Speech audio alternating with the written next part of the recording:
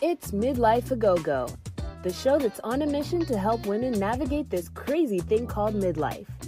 It's time to come out of the background and celebrate the second chapter of our lives. There'll be frank discussions on menopause, body image, relationships, sex, and more. Join Midlife A Go-Go on this journey where you'll discover you can have the midlife and skip the crisis. Hello and welcome to Season 6 of Midlife A Go-Go, the podcast. I'm your host, Valerie Albarda. It's a new year. It's a new season. I've got all new guests, all new topics, starting with this one, and I hope you continue to join me all season long. This episode is a very personal one for me, as it is shedding light on something that has recently become a part of my life. My guest today is Cathy Chester, and she comes to us from her award-winning website, An Empowered Spirit. Cathy is a woman living with multiple sclerosis, and she has been for the past 34 years. Multiple sclerosis, or MS as it's commonly referred to, is an autoimmune disease that affects the brain and the central nervous system. The signs and symptoms of MS vary wildly, and it doesn't affect the same two people in the same manner. MS is a debilitating chronic disease, and while there are various treatment options available to help slow the progression of the disease, there is no cure for MS.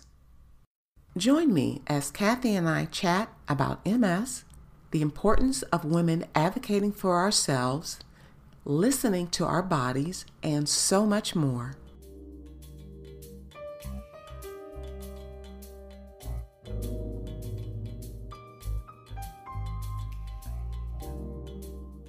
Thank you so much, Cathy, for joining me on the show today. Oh, it's my pleasure, Valerie. Today, we are going to talk about a myriad of things, basically centering around a woman's health and being advocates for ourselves. Yeah, well, that's a great subject and one that I've focused on for a long time. It's come into its own these days, is how about women advocating for themselves, which was not so popular long ago. So I'm glad you're bringing this up. Well, it's kind of twofold for me. This for me, let me give my audience some background. I reached out to Cathy because she is an advocate. Cathy, tell my audience what you advocate for. I advocate for the multiple sclerosis community, which is an autoimmune disease that I've been living with for 34 years.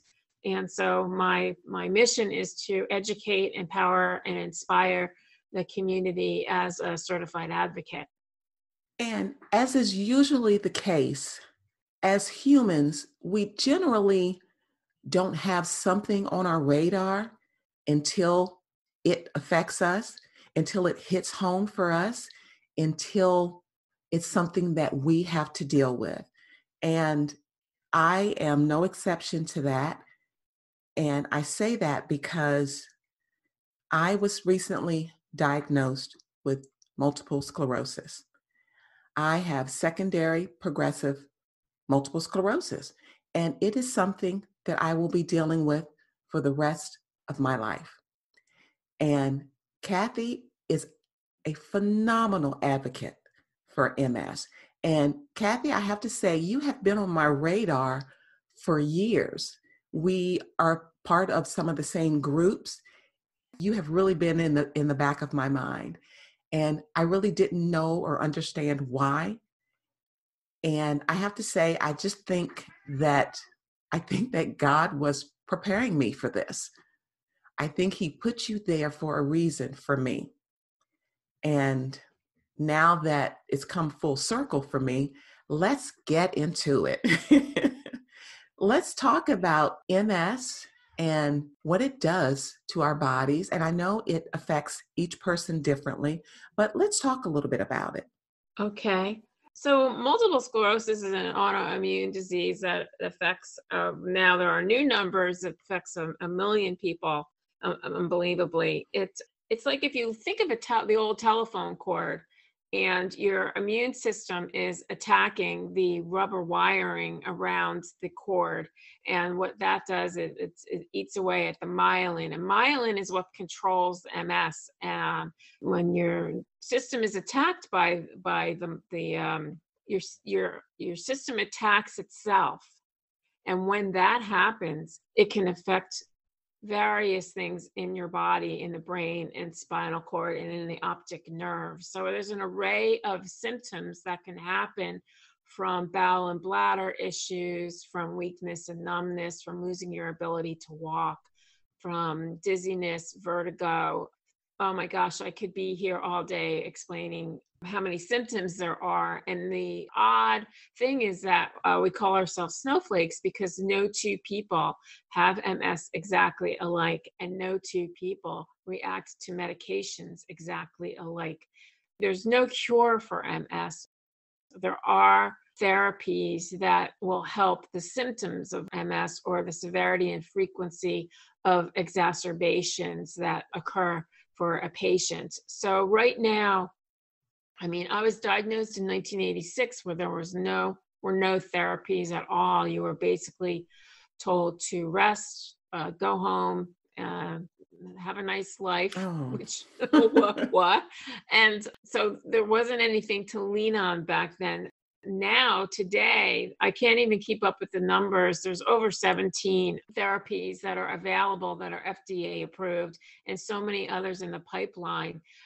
People have a choice now of how they can try to make their lives better with these medications. And I love seeing that it's growing. And, you know, I have Google alerts set for multiple sclerosis, and every day I can't believe how much is going on, how much research, how much is being discovered, and how much it's just helping the community in different and new and wonderful ways. For me, sitting back and watching this explosion is remarkable and surreal. And it makes me happy that this has happened in my lifetime, because I want the next generation to feel less overwhelmed and less afraid than I did when I was first diagnosed. Because it was, for the first 7 or so years, I had no medications. There was nothing, and there was no internet. It was a dark and scary place. Right. I'm so thrilled how this has all changed so much. I tell younger advocates that I'm so proud of the ways that they can now help other people within the community. And so patients have a choice, but I'm not making a Pollyanna picture of this. It's hard. It's a struggle every day with MS, depending on what your issues are. And I think that for me, I rely on complementary medicine, which is a mix of traditional medicine and more holistic medicine, for instance, like acupuncture or yoga or meditation or just positive thinking is so important. You are such a positive person, and just coming out and saying what you're saying about MS is an extraordinarily strong first step for you. And I'm very proud of you for doing that. I truly am. It's powerful, because that's going to help you in the long run. That is something that will help you stay strong, you know, within yourself and with your relationships. That whole circle is what you can lean on to help you through. And just being positive is your first huge step for you. So hooray to Valerie. Thank you so much.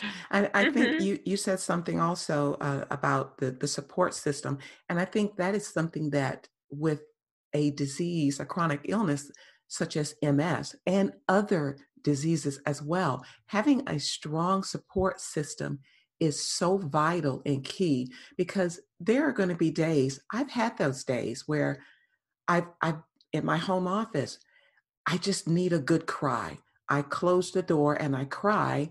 And then I go to my husband and I say, look, this is what I did. And there's really nothing he can do but hold me and say, it's okay.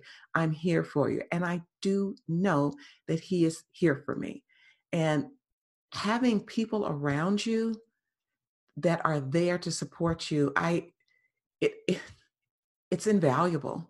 Yeah, I can't stress that enough. I've had my blog now for over 9 years, an empowered spirit, and I probably wrote about the importance of nurturing your friendships almost just as much as a few other subjects with MS, because you do need to find those people who love you unconditionally, who understand whether your illness is invisible like mine or not.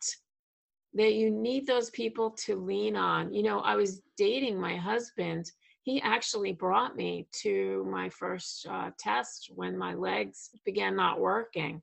And even despite the diagnosis, he still proposed to me. No. And this month we'll be married 32 years. Wow. Well, Yeah. congratulations. Thank you. But my point is it's so important whether you have a partner, good friends. You only need, one or two people who will be there for you. It's so powerful. And there are people who are living with a diagnosis who really have a hard time telling others about the diagnosis for their own personal reasons.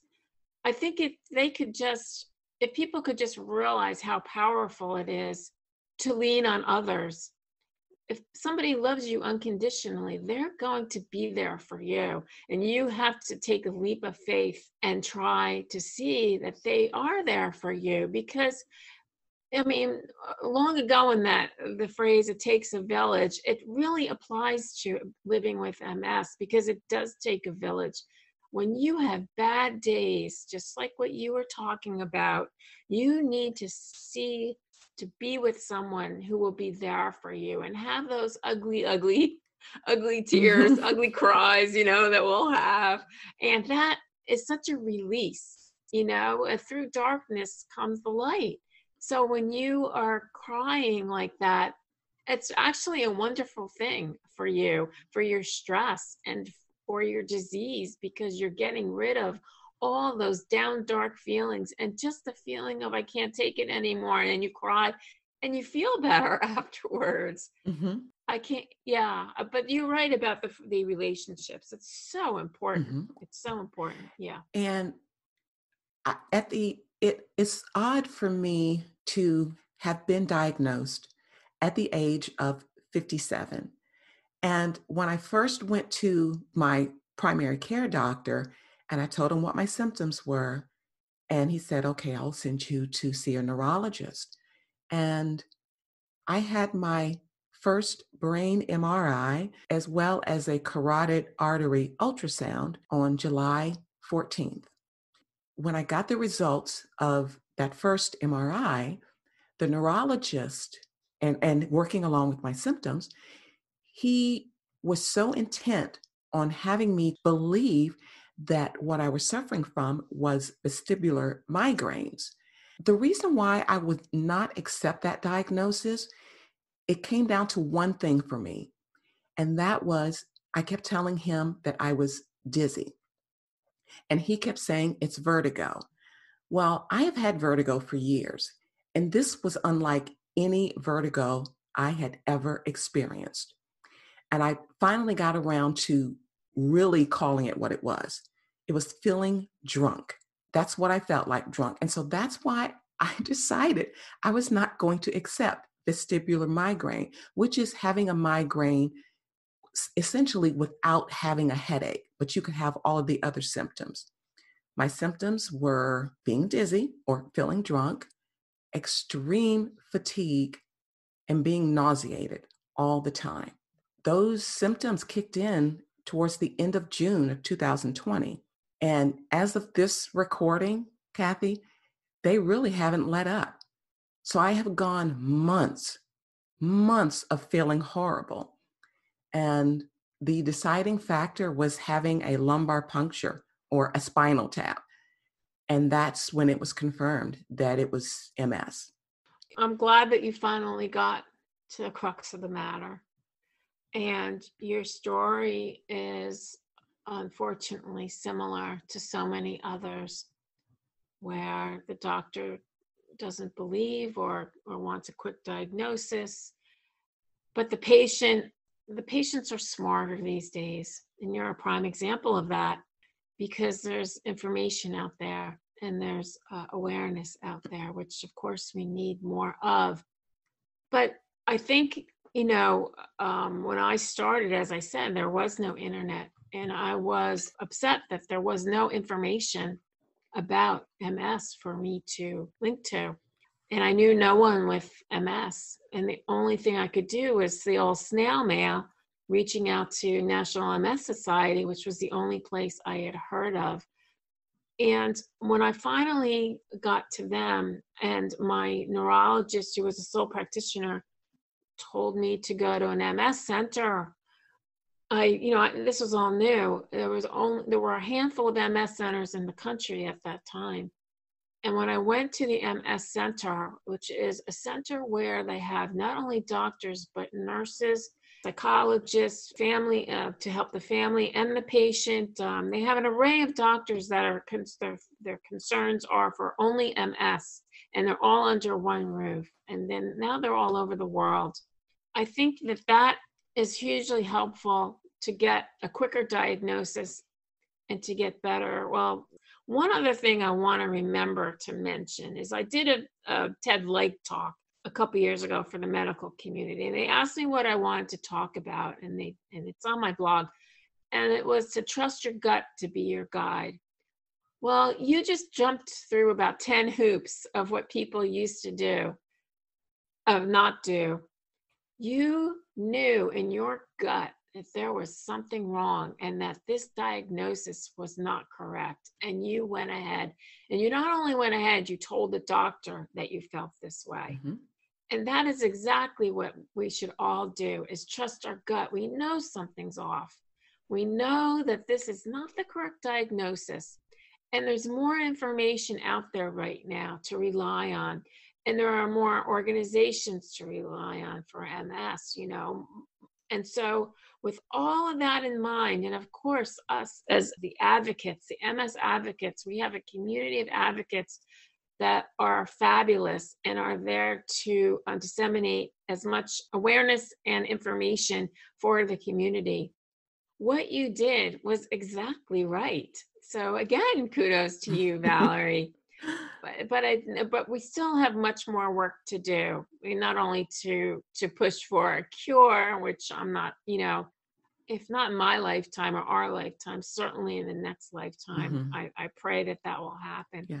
But just for better research, better therapies, and much more awareness, because the hoops that patients have to go through to get to the right diagnosis is unfortunate, and it doesn't need to happen. So bottom line is here, you did everything right. You did everything in the right way. Yeah. And it is daunting to know that this is something that I will be dealing with for the rest of my life. But I think if ever there was a time for me to have been diagnosed, now is a great time because of all of the therapies that are available. And my neurologist, this is not to knock him in any way. He's fabulous. He's very thorough. He took the time to talk. There wasn't a quick 15-minute appointment and then I was out the door. He sat down with my husband and I and really talked things through. But again, women especially, it is so important for us to advocate for ourselves. At this point right now, I could be on Emgality, which is what he started me on for the vestibular migraines, which is a subcutaneous drug that I would have to give myself a shot once a month.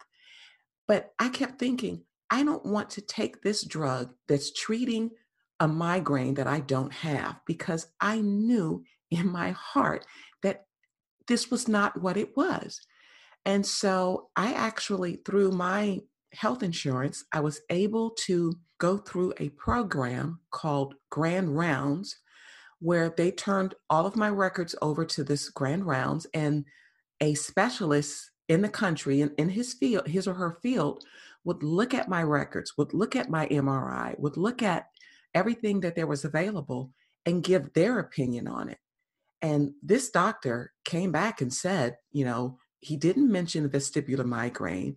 And he was the one that actually said, I think a lumbar puncture is in order. And I had that, and that was a golden ticket for me that gave me my aha moment. And it's a little scary to know that this is something that I will be dealing with. I'm fighting with my body. It's not an external force that I'm battling. It's my body itself. But I'm not going to just lay down and take it. Right. And there's no reason why you should, because there are so many things out there now that people are using, as I said, holistically, and relying on. You don't need to sit there and take it, nor should you. And you brought up a good point about women, is that as women, we're always, taking care of others and doing whatever jobs we're doing. And we're never really thinking about self-care or about maybe if an issue is happening in your body and ignoring it, thinking you'll take care of it another day.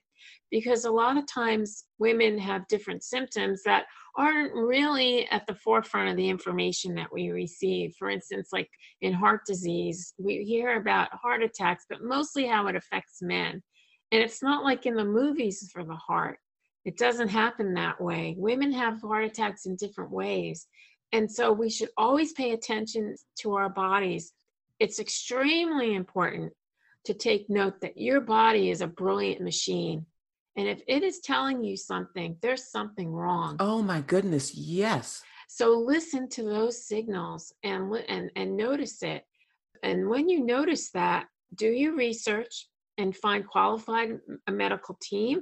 One thing I say, and to you as well, is that newly diagnosed people are ironically diagnosed at a very good time. It's ironic because you don't want the diagnosis, but now that you have it, there are so many things that you can do that are at your disposal that were not here 10, 20, 30 and over, years ago. Mm-hmm. And the other thing is creating your own medical team is so important. You have to be comfortable with them. You have to feel that they're listening to your needs, that they're there to really help you, and they are on the same track as you. My MS is invisible. I can walk into a room. I don't need any mobility aids. And I've been written off by a few doctors. And I bring a list of questions, which I tell everybody to do. Keep a pad open. And when something happens, some symptom, write it down and bring that whole list with you to the doctor. And do not leave until all those questions that you have are addressed. Well, I had times when doctors had to go to the next appointment or didn't have time for me, and then I sought out a new doctor. It took time for me to get the doctors that I felt, were there for me, were in my corner, were really listening and spending the time it took to answer my questions and concerns. And now I have one that is the director of an MS center, but she seems more like a functional medicine doctor because I had spasms and she told me what to eat and because I didn't want to take another medication for the spasms in my legs. So she gave me some holistic suggestions, which was not typical 34 years ago when I asked about yoga and they laughed at me like that was a silly thing to talk about. Mm-hmm. So be happy with your medical team. Don't settle for anything less than you deserve. And that's just really important. As women, we need to speak up for ourselves. We need to advocate for ourselves. Yes. We deserve that. We deserve no less than what we need. And I can't say that strongly enough. This is our time now. Mm-hmm. And this is what we deserve. And just what you're doing that, Valerie. So. Well, one thing I also want to note is that MS is notoriously tricky to diagnose because so many of the symptoms align with other diseases. And there were a number of things that could be happening to me with the symptoms that I was experiencing. But it's just that having the waiting and the not knowing was torture for me, waiting for test results to come back. But once they did, and I was finally diagnosed, yes, I was sad. Yes, I shed tears. But there was also a heavy burden lifted off my shoulders because I knew now, starting from this moment, I can move forward with a plan to take care of this, to find out the answers, to help keep me sane, to help me stay healthy, to help me to take care of myself. And having the right medical team in place is critical, like you said, because honestly, I don't want to go to a doctor who's going to be half-assed about how he or she treats me. That's right. That's right. It's also ironic to note that MS affects women more than men. And the medical community doesn't even know why MS hits us. I mean, we don't know why, and there is no cure yet. Yes. I think when they find the cause, in my opinion, they'll find a cure. I think one will follow with the other. Mhm. But there is no cure yet. I want to stress the yet, because I think when you're living with an unpredictable disease like MS, and it is always unpredictable, you have to keep holding on to hope and faith with the positive thinking. And some people might think that's too like woo woo, but there have been studies done on it. The science has proven that these things really do help to Mhm. hold on to hope. Because with the unpredictability of the disease, there's so many twists and turns that can happen from day to day. When you have hope and when you have community and when you surround yourself with people who are there for you and you have a medical team and you feel within yourself that you can do this, that's the best combination you can do. Mhm. It's the best combination you can do. And you're right, MS does mimic other diseases, and it can be very tricky. Some people go for years. I said before that I had an MRI, but I don't think that's what it was. I don't think they were really widely used back then. I might see cognitive dysfunction a little bit here, but I had a spinal tap and CAT scan. Mhm. Those were the two tests. But the tests are getting much better now too. And that's why the numbers changed so quickly when National MS Society, calculated how many people in the United States and worldwide had MS. It was a huge jump because it's easier to diagnose now. They have better tools to do so. Mhm. But it is difficult to know which illness it is. The lesions tell a lot of the story when they light up on your brain, Right. and the doctors can see. But that's also in combination. To me, I don't think the lesions tell the whole story. Sometimes you get an MRI and there are no new lesions, yet you've been struggling with different issues. That can tell the story as well. Yes. So I think it's a combination, and it takes a really good medical team, doctor, nurse practitioner, to be able to synthesize all the information and give you a great diagnosis of what's happening in your body. It really does. And again, I just can't stress that enough, that you have to have a good team in place and people who are there with you for that ride. And again, no dissing my neurologist, but I just knew. I told my husband, I said, this is not a migraine. That's not what I'm feeling. That's not this. And ladies, please, and for the gentlemen listeners Yeah. that I may have in my audience, you know your body. And when your body is telling you, look, something is wrong, you have to act on that, especially as we get older. Now, I could have attributed some of my symptoms to getting older. When the symptoms first started, I was 56 because that was in June. The following month, I turned 57. But I knew, I said, this is just not normal. The way I was, I mean, I couldn't walk up and down the steps without feeling like I was going to fall over. And the fatigue, which is different from being tired. That's something I really want to make the distinction, because my sister was telling me when I told her I was fatigued, she said, well, can't you just take something like 5-hour energy? I said, being fatigued is different from being tired. Fatigue is all over all the time. You can go to sleep. You can sleep for 8 hours. You wake up, you are still fatigued. Fatigue is the whole body. I was taking naps at lunch every day. That's how bad it was for me. Yeah, and that's the number one complaint for most MS patients Mhm. is the fatigue, because it literally shuts down your body. Even some people don't have an issue with it. I happen to have an issue with it. Mhm. And when your body shuts down, you have to listen to it. And it's worse, a million times worse than the flu fatigue. Mhm. You can't truly understand it unless you live with it, but you Yes. can certainly try. And I have tried to explain it. And it's so overwhelming. And then you have that in conjunction with the other issues that you're struggling with. It can be overwhelming. So there are days of fatigue when, for me, I can't get out of bed. I can't move. I can't walk. The steps are really hard. And, well, I was diagnosed when I was 28, so I was quite young. And I'm 61 now, so it's been a long time.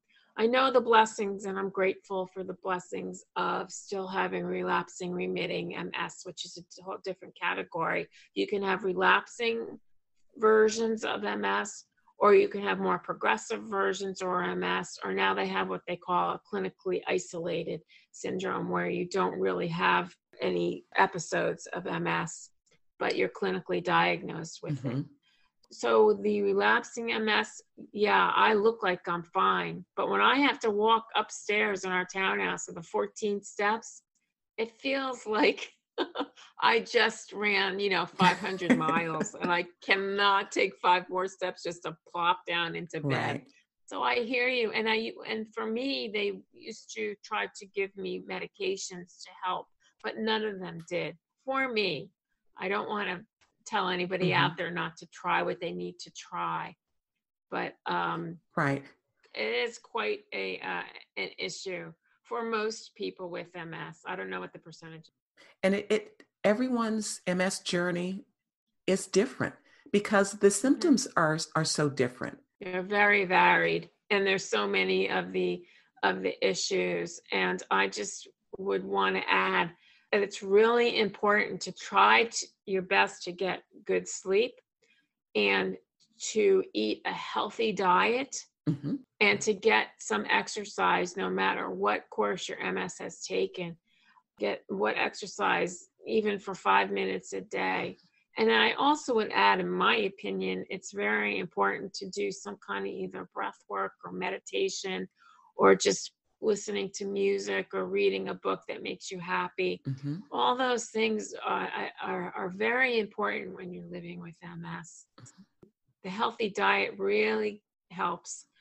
I just wrote something for Can Do MS about my nutritional journey. They asked about it when I finally found Dr. Andrew Weil. Before I said the internet or any medications, I wanted to learn how to use food as medicine. And so I really felt a difference once I followed getting off all the sugars and salt and the processed foods, and drinking a lot of Mhm. water. And I have been drinking so much water, I can practically hear myself sloshing when I walk. I know. But, this is such a personal episode for me. And like I said in the beginning, there's so many things in life that we tend to not think about until it hits home for us. And for me, this is one of them. And so this is something that I will be advocating for. This is something that I will be writing about and what I will be talking about, because this is something that I am living. I'm not looking for sympathy from anyone. I just want people to be aware, and I just want people to know that this is something that's out there. And, I,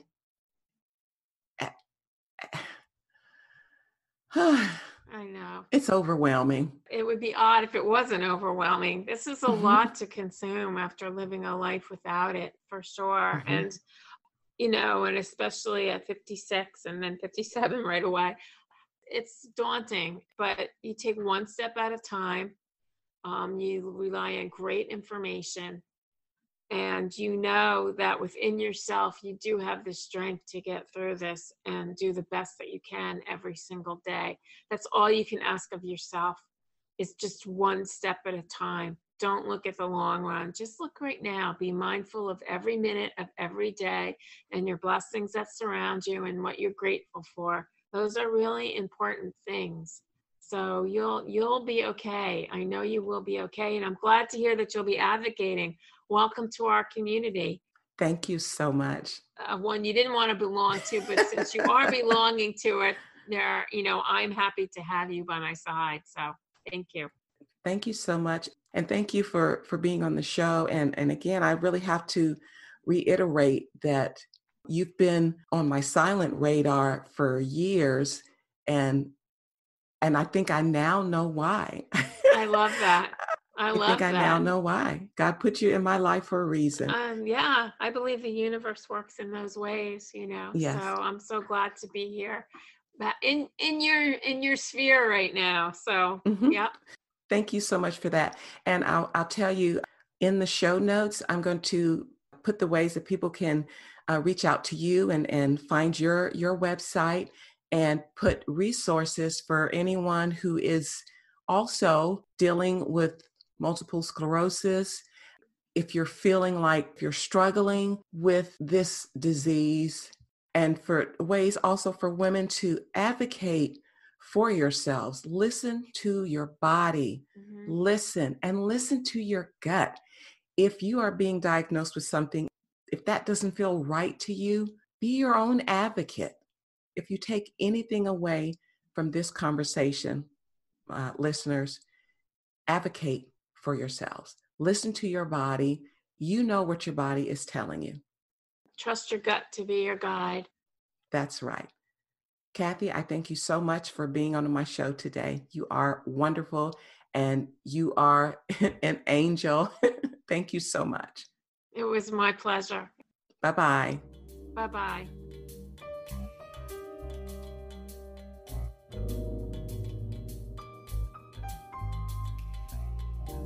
In late June of 2020, I began suffering daily from severe fatigue, nausea, and feeling dizzy, something which I can more accurately describe as feeling drunk.